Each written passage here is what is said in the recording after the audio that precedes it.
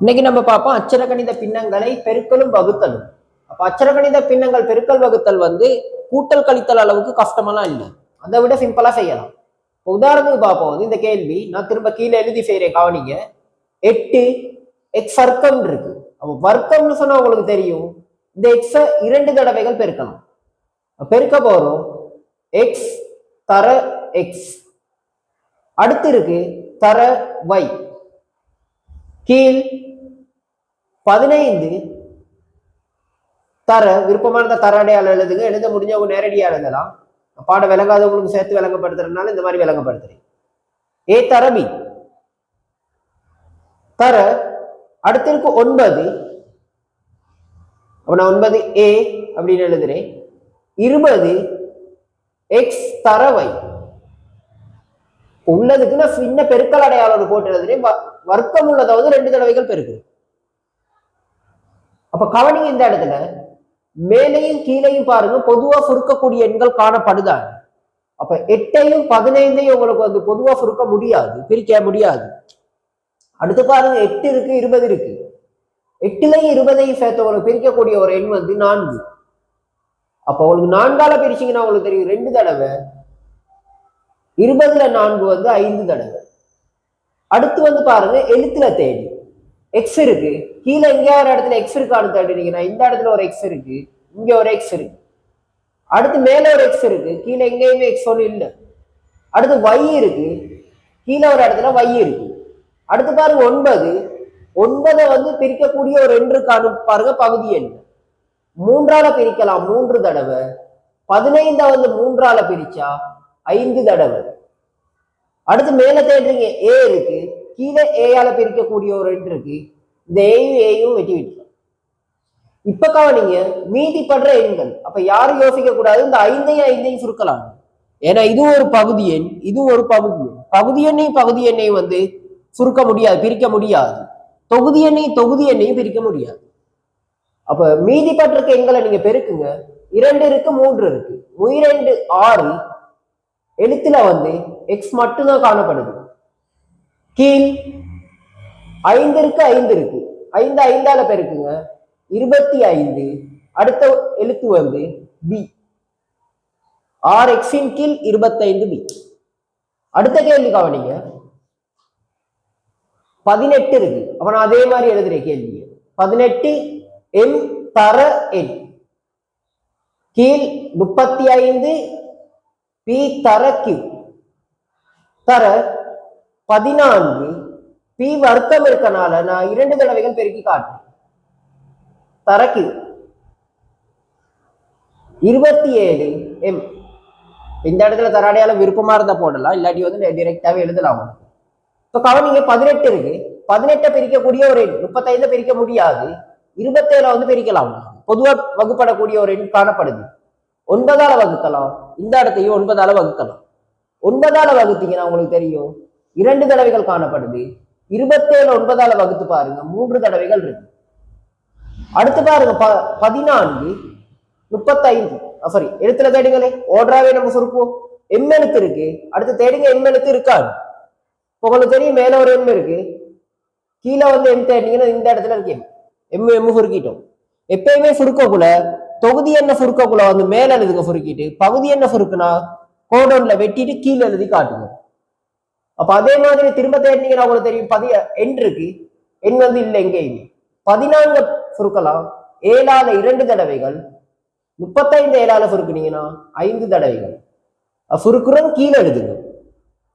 அடுத்து பாருங்க பீன் சொல்ற எழுத்து காணப்படுது, இங்கேயும் பீன் சொல்ற ஒரு எழுத்து காணப்படுது. அடுத்து பீன் சொல்ற ஒரு எழுத்து இருக்கு, கீழே இல்ல. கியூ இருக்கு, கியூ இருக்கு. இப்ப சுருக்குங்க எண்கள்ல 2 2. அப்ப அதை சுருக்க முடியாது, பெருக்கணும். 4 எழுத்துல பாத்தீங்கன்னா உங்களுக்கு தெரியும் என்பி. அப்ப நான் அதை எழுதுறேன் பிஎன். கீழே கவனிங்க 5 3 35 15. கணக்கு இதோட முடிக்கலாம். அடுத்த கேள்வியில கவனிங்க 25 டி வர்க்கம், அப்ப டி தர டி. அதே மாதிரி யூ வர்க்கம், யூ தர யூ, கீழ் 24 கியூ ஆர், தர 36 Q தர R கீழ் 35 T தர U. சுருக்கக்கூடிய எண்களை தேடினீங்கன்னா 25 இருக்கு. அதே மாதிரி கீழே தேடி பாருங்க, 25 வந்து பிரிக்கக்கூடிய ஒரு எண் இருக்கான்னு பொதுவா பிரிப்படுற ஒரு எண். 25 35 உங்களுக்கு வகுத்து காட்டலாம் 5ஆல. 5 தடவை 35 பிரிச்சாலும் 5 தடவை இருக்கு. அதே மாதிரி எழுத்துல தேடி பார்த்தீங்கன்னா டீன்னு சொல்ற ஒரு எழுத்து இருக்கு. இந்த இடத்துலயும் டீன்னு சொல்ற ஒரு எழுத்து இருக்கு. அடுத்து தேடி பாருங்க, டி இருக்கு, கீழே டி இல்ல. அடுத்து யூ இருக்கு, யூ இருக்கு. அடுத்து 36 கீழ் இருக்கு 24. பொதுவாக வகுப்படுற எண் வந்து 12. 12ஆல பிரிச்சிங்கன்னா 3 தடவை மேல எழுதி காட்டுங்க. 24 12ஆல பிரிச்சு கீழே எழுதுங்க 2 தடவைகள். அடுத்து பாருங்க, கியூ இருக்கு, கியூ இருக்கு. அடுத்தவங்களுக்கு சுருக்கலாம் ஆர் ஆர். திரும்பியும் தேடி பாருங்க பிரிப்படக்கூடிய ஒரு எண் இருக்காங்க. இப்ப உங்களுக்கு தெரியும். சாரி, இந்த இடத்துல சுருக்குனீங்கன்னா 5ஆல சுருக்கணும் 5 தடவை, 35 சுருக்குனா வந்து 7 தடவை.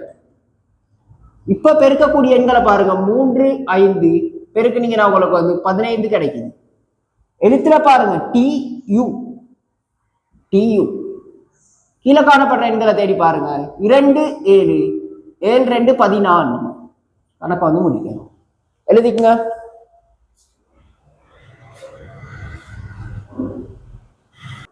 கவனிங்க அடுத்த கேள்வி செட்ல. அடுத்த கேள்வி செட்ல உங்களுக்கு தெரியும், இந்த இடத்துல பாத்தீங்கன்னு சொன்னா எக்ஸ் வர்க்கம் மறை 5x. அப்ப காரணி படத்துல ஏற்கனவே நம்ம பார்த்திருக்கோம். எக்ஸ பொது எடுக்கலாம், எக்ஸ பொது எடுத்தா வரும் எக்ஸ் மறை 5 கீழ். இந்த இடத்துல கவனிச்சீங்கன்னு சொன்னா உங்களுக்கு தெரியும் நேர் 6. அப்ப நேர் 6ன்னு சொல்றது ஏற்கனவே நம்ம காரணி படத்துல பார்த்தா, இருந்தாலும் கொஞ்சம் கவனிக்க திரும்பி நான் உங்களுக்கு ஞாபகப்படுத்துறேன். எக்ஸ் வர்க்கம் மறை 5x நேர் 6. காரணி படத்துல கடைசி கிளாஸ்ல பார்த்தோம் ஷார்ட் மெத்தட் ஒன்று.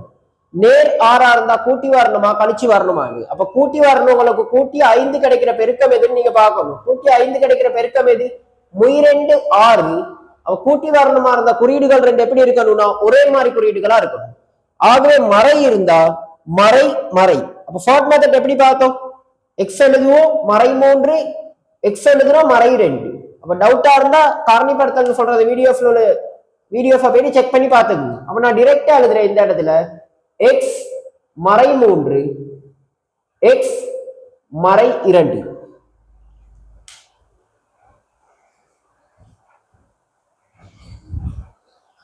அடுத்து பாருங்க, அடுத்த காரணிப்படுத்தல். அப்ப நம்ம ஏற்கனவே பார்த்திருக்கோம் 4ங்கிறது எதெந்த வர்க்கம்? 2இன் வர்க்கம். 2இன் வர்க்கமா இருந்தா அடிகளை ஒரு தடவை கழிக்கணும். எக்ஸ் மறை 2 எக்ஸ் நேர் 2. அப்ப கீழ் எக்ஸ் மறை 5. இப்ப பாக்குறோம் வந்து, அப்ப சில பேருக்கு வந்து ஒரு பிரச்சனை ஒண்ணு வரும். அப்ப ஏற்கனவே நம்ம செஞ்ச கேள்வியில எக்ஸ் வர்க்கம் இருந்தா எக்ஸ் தர எக்ஸ் எழுதணும். அது தனியா எக்ஸ் வர்க்கம் மட்டும்தான் இருந்துச்சு, அதோட கூட்டலோ கழித்தலோ இருக்கல. ஆனா இது வந்து ஒரு கோவைகளா இருந்தா காரணிப்படுத்த முடியுமான்னு தான் பார்க்கணும். இப்ப எக்ஸ் தர எக்ஸ் எழுதி உங்களுக்கு ஒரு பயன் இல்லை. தர 5 தர எக்ஸ்ன்னு சொல்லி நீங்க எழுதினாலும் அதை சுருக்க முடியாது. அதனாலதான் இந்த இடத்துல எழுத முடியாது எக்ஸ் தர எக்ஸ். அப்ப அதனால நம்ம பொதுவா எடுக்க முடியும். காரணிப்படுத்தல் இருந்தா காரணிப்படுத்தல முடிச்சு விட்டுருக்கு. காரணிப்படுத்தல் செஞ்ச பிறகுதான் உங்களுக்கு வந்து இந்த கோவைகளை சுருக்க முடியும். அப்ப சாதாரணமா சும்மா இந்த மாதிரி கழிப்பட்டு இருக்க கூட நமக்கு எதுவுமே செய்ய முடியாது. ஆகவே இந்த இடத்துல நம்ம எக்ஸ பொது எடுத்து காரணிப்படுத்துறோம். அப்ப ஏற்கனவே உள்ள இருபடி உறுப்புல இந்த காரணிப்படுத்தல படிச்சிருக்கோம். இது வர்க்க வித்தியாச காரணி. கீழே உள்ளது எதுவுமே செய்ய முடியாது, காரணிப்படுத்த முடியாது. அதனால பார்த்து எழுதி பிரக்கெட் பண்ணிட்டோம் கோவை. இப்பத்த இடங்கு மேல எக்ஸ் இருக்கு, ஆனாலும் கீழே எக்ஸ் இருக்கு. ஆனா இது தனியா எக்ஸ் இல்ல. எக்ஸ்ல இருந்து வந்து 3 கழிப்பட்டிருக்கு. எக்ஸை விட 3 குறைந்த எண். ஆகையா தனி எக்ஸ். அதனால இந்த எக்ஸையும் சுருக்க முடியாது. கூட்டல் கழித்தல் இருந்தா தனியா எக்ஸ் இருந்தா மட்டும்தான் அவங்களால சுருக்க முடியும். அப்ப இந்த இடத்துல கவனிக்கணும், எக்ஸ் மறை 5ன்னு சொல்ற ஒரு கோவை இருக்கு. கீழே தேடி பார்த்தீங்கன்னு சொன்னா இந்த இடத்துல இருக்கு எக்ஸ் மறை 5ன்னு சொல்ற ஒரு கோவை சுருக்கி விடணும். அடுத்து பாருங்க, எக்ஸ் மறை 2ன்னு சொல்ற ஒரு கோவை கீழே இருக்கு எக்ஸ் மறை 2ன்னு சொல்ற ஒரு கோவை. ஆகவே எக்ஸ் நேர் 2 கீழே எங்கேயுமே இல்லை சுருக்குறதுக்கு. அதனால பார்த்து எழுதுங்க எக்ஸ் எக்ஸ் நேர் 2 கீழ் எக்ஸ் மறை 3. அது அப்படியே பார்த்து எழுதி கணக்க முடிக்கலாம். அடுத்த கேள்வி கவனிங்க. இந்த இடத்துல ஒரு காரணிப்படுத்தல் இருக்கு. நம்ம ஷார்ட் மெத்தட்ல ஏற்கனவே பார்த்துட்டோம்.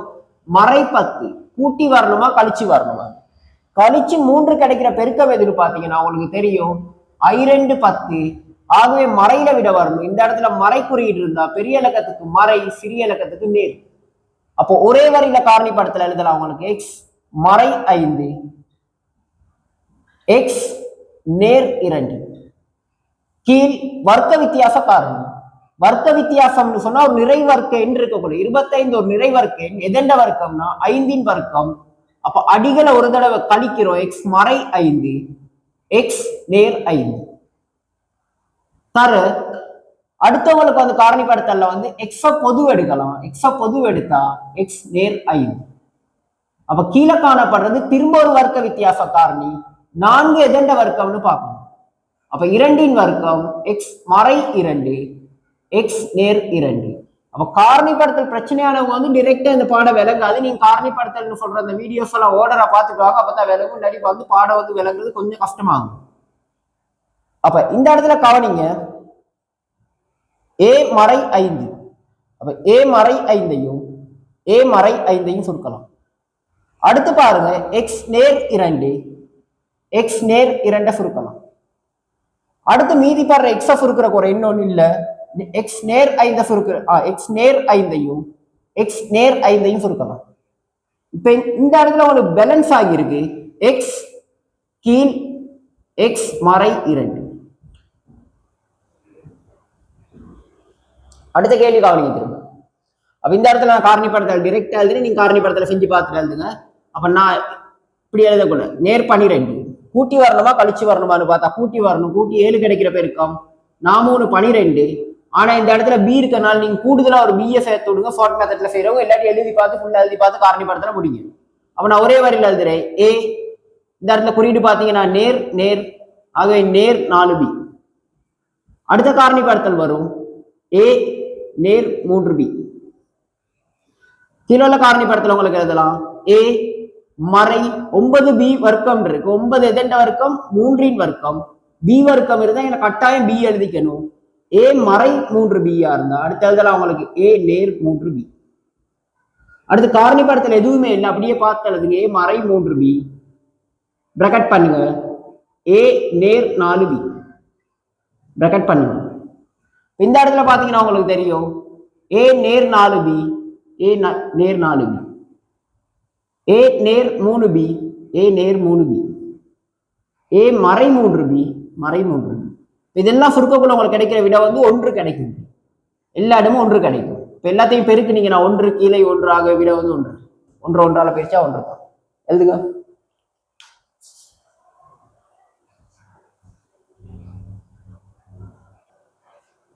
கவனிங்க. அடுத்து இப்ப அச்சர கணித பின்னங்கள் வகுத்தல்ல பெருக்கல் தெரிஞ்சனால வகுத்தல் வந்து சிம்பிளா உங்களுக்கு செய்யலாம். 15 எக்ஸ் வர்க்கம் y கீழ். அப்ப நான் இது எழுதக்குள்ள உங்களுக்கு தெரியும் வந்து ஏற்கனவே பிரிக்க கஷ்டமானவங்க இப்படி எழுதிக்கலாம். எக்ஸ் வர்க்கம்னு சொன்னா எக்ஸ் தர எக்ஸ் தர y. 28 ஏ தர பி தர பி. இந்த இடத்துல நல்லா கவனிங்க. இங்க உள்ளது வகுத்தல். வகுத்தலா இருந்தா இது என்ன அடையாளமா மாத்த போறோம்னா பெருக்கல். பின்னங்கள் பாடத்துல ஏற்கனவே நம்ம பார்த்ததுதான். அப்ப பிரித்தல் என்னவா மாத்திருக்கோம்? பெருக்கலா மாத்திருக்கோம். பெருக்கலா மாத்தக்குள்ள நல்லா கவனிங்க. வகுத்தலுக்கு அடுத்துள்ளது வகுத்தலுக்கு அடுத்துள்ளது வலப்பக்கமா உள்ளது தலைகீழா மாத்தணும். நிகர் மாற்றணும்.